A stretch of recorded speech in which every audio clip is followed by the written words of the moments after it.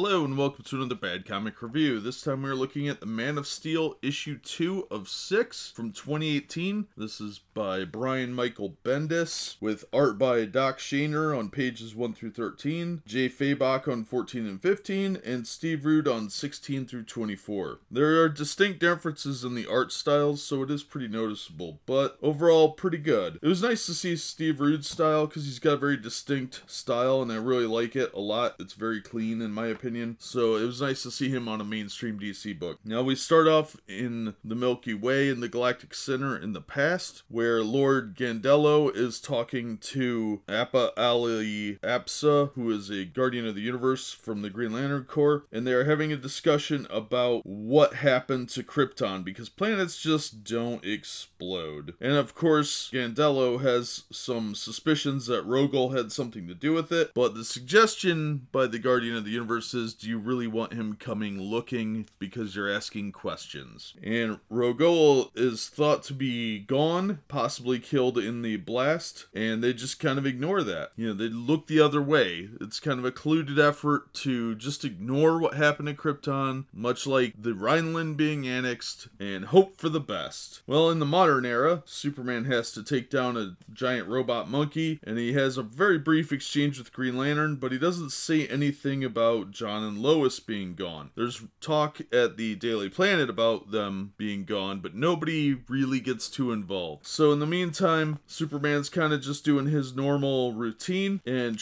saving the world and inspiring people. But out in the far end of the Vega system, we see Ambush Bug, which was a great cameo, by the way, doing some tricks. And this guy comes into the space bar and has a drink with an old friend, but this nameless friend sees something hanging around on one of the statues, like a little trophy or trinket, and he recognizes it as being Kryptonian, and that's when he hears the tale of the last son of Krypton, and he is not happy about that. Then we find out that this Robinson Good lady is starting conversations about what happened to Lois, and that gets the nosy gossip columnist to ask a lot of inappropriate questions, but Clark doesn't hang around, he takes off, and that's kind of where the issue ends. The picture on the cover, although well done, is a complete lie. That scene doesn't appear anywhere in this issue. This is not an origin story. This is just a regular series story. I don't know why this is a mini-series. It has a little bit to do with the history of Krypton, but